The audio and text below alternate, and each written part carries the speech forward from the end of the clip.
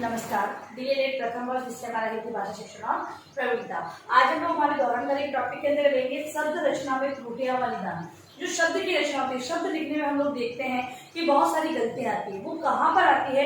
कुछ संबंधित जो शब्द है जिनमें ज्यादा गलतियां होती है उसके बारे में हम चर्चा करने वाले हैं। चूंकि आप लोग यहाँ पर जो प्रशिक्षण लेने के बाद विद्यालय में पढ़ाने वाले हैं, जो गलतियां आप पहले से लगातार चली आ रही है उनका निकाल होना बहुत ही आवश्यक है, क्योंकि आप शिक्षक बनने वाले हो। विद्यार्थी आपका अनुकरण करेंगे।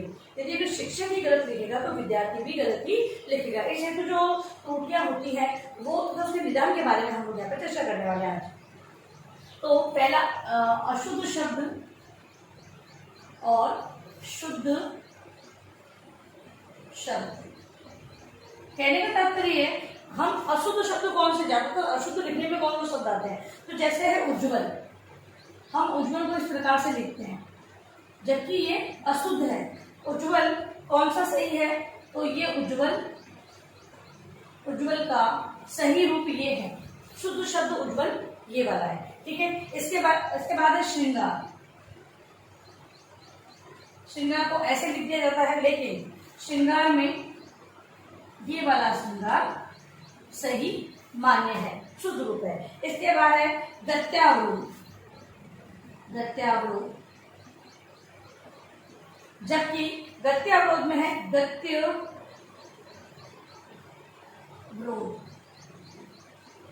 ये सही माना जाता है। इसके अलावा त्योहार में हम दो मात्रा लगा के त्योहार को पढ़ते हैं, जबकि मात्रा उसमें एक ही लगती है, तो त्योहार होता है, ठीक है। ये शुद्ध शब्द है। इसके बाद फिर है प्रहलाद, ये अशुद्ध माना जाता है, जबकि शुद्ध में है प्रहलाद, ये शुद्ध शब्द है। फिर है प्रज्वलित और ये उज्ज्वल, दोनों में थोड़ी जो चेंजेस है वो देख लीजिए। प्रज्वलित में यहाँ पर प्रज्वलित होता है, जो हम इसमें लिख रहे हैं यहाँ पर गलत लिख रहे हैं, लेकिन यहाँ पर इसका सही रूप यही आएगा, प्रज्वलित। फिर है दीपावली। दीपावली में छोटी की मात्रा लगा दी जाती है, जो अशुद्ध रूप है। दीपावली में बड़ी ई की मात्रा आती है, ये दीपावली ऐसे बनता है। इसके बाद है कवियत्री, जबकि शुद्ध रूप है कवियत्री,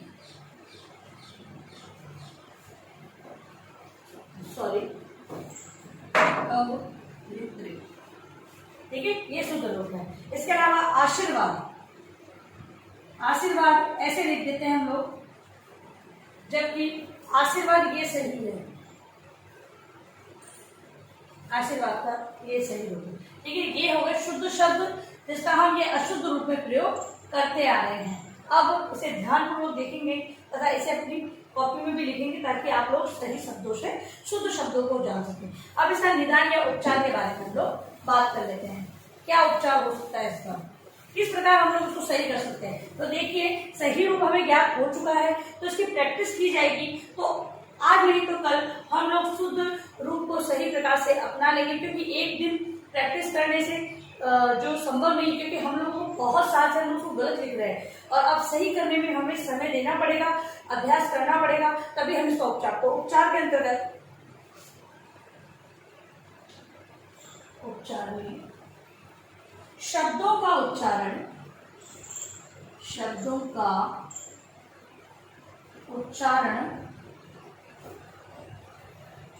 अशुद्धता का शब्दों का उच्चारण अशुद्धता का कारण बनता है,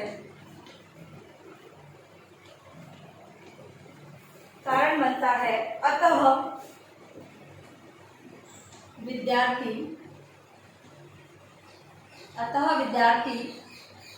का उच्चारण व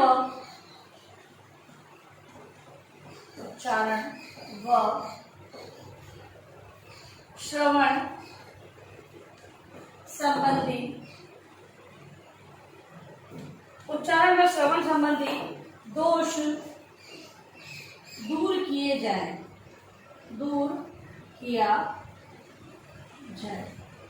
ठीक है। पहला उच्चारण क्या होगा? यदि अगर विद्यार्थियों से शुद्ध रूप को बुलवाया जाएगा ठीक है। तो क्या होगा आने वाले समय में तो उच्चारण विद्यार्थी सही कर रहे हैं और अध्यापक श्रवण की बात भी कर रहा है। श्रवण की मतलब कि जो सिखाने वाला है वो सही प्रकार से बोलेगा, तभी सुनने में भी सही रूप को ज्ञात करेगा तथा विद्यार्थी उसको सही रूप बोलेंगे। तो विद्यार्थी शिक्षक का उच्चारण और श्रवण सही हो तभी विद्यार्थी सही प्रकार से समझ सकेंगे। तो पहला उपचार यही है कि सही प्रकार से उच्चारित किया जाए और सही प्रकार से श्रवण किया जाए। और दूसरा है कक्षा में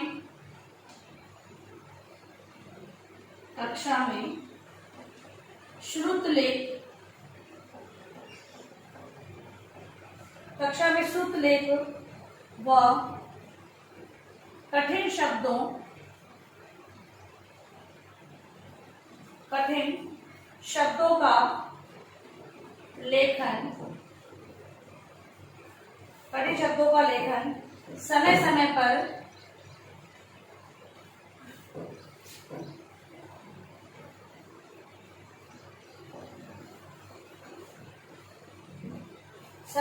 पर करवाया जाए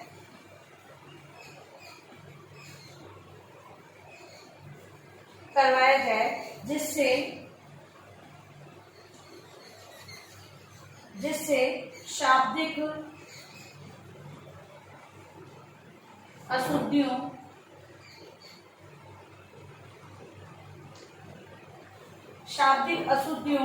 को दूर किया जा सके। देखिए विद्यार्थी को दूसरा उपचार अगर करना है तो क्या किया जाएगा, श्रुतलेख तथा कठिन शब्दों का लेखन समय समय पर करवाया जाए। अब श्रुतलेख मतलब कोई भी पैराग्राफ विद्यार्थी को दे दिया जाए तथा दूसरे दिन उसको विद्यार्थी को कहा जाए कि अध्यापक बोलेगा और विद्यार्थी लिखेंगे। ये होता है श्रुतलेख, अध्यापक बोलता है और विद्यार्थी लिखते हैं। या फिर ऐसे कठिन शब्द जो विद्यार्थियों को लिखने में, जैसे मैंने भी बताया था कि जो गलत लिख रहे हैं, अशुद्ध हम लोग जान रहे हैं, अशुद्ध लिख रहे हैं, तो ये कठिन शब्द होते हैं, इसको क्या जैसा याद किया जाता है वैसा लिख दिया जाता है। इसीलिए क्या करा जाए कि ऐसे जो कठिन शब्द है उनको अध्यापक पाठ में से निकाले और विद्यार्थियों को उनका अभ्यास करवाता रहे, समय समय उसका अभ्यास करवाए और जो शाब्दिक अशुद्धियां हैं उसको दूर करने का ये एक प्रयास माना जा सकता है। अगला है तीसरा,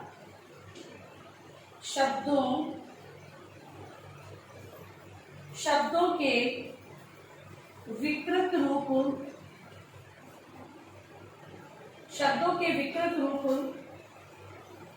को हटाकर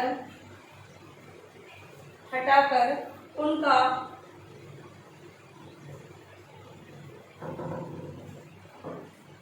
शुद्ध रूप बच्चों को सिखाया जाए।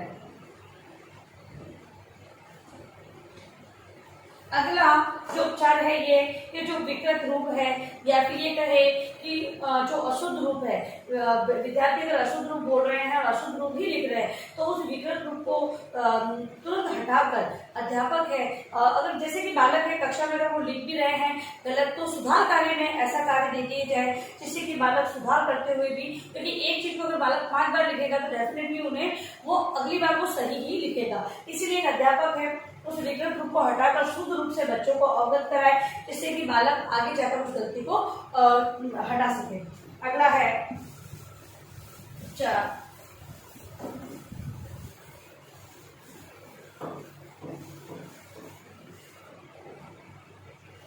चौथा,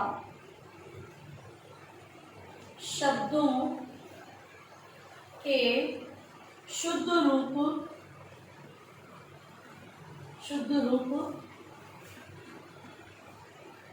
चार्ट पर लिखकर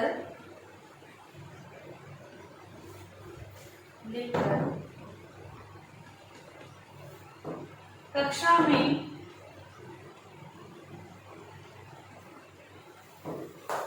दरवाजे के सामने या ब्लैक बोर्ड के पास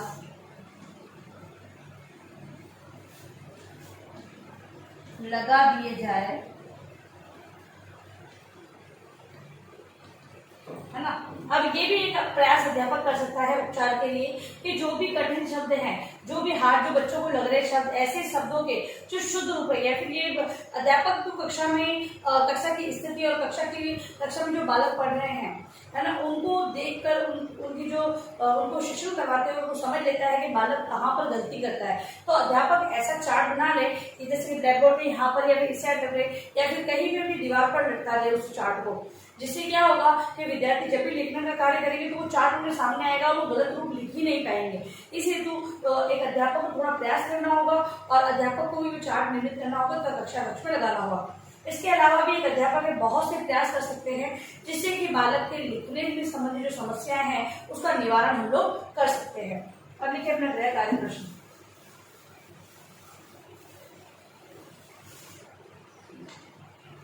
गृह कार्य आपका शब्द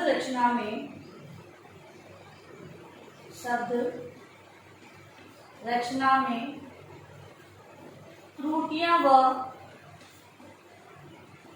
निदान को स्पष्ट करें। ठीक है, ये आपको गृह कार्य प्रश्न आपके उत्तर पुस्तिका में अनिवार्य रूप से लिखना है। और अंत में इस महामारी के दौर में कम से कम आवश्यक कार्य होने पर आप लोग बाहर जाए। अगर बाहर जाते भी है तो 3 बातों को विशेष ध्यान रखें, मास्क लगाएं, सोशल डिस्टेंस है और हाथों को बार बार सैनिटाइज करते रहें। स्वस्थ रहें, सभी का ध्यान रखें। धन्यवाद।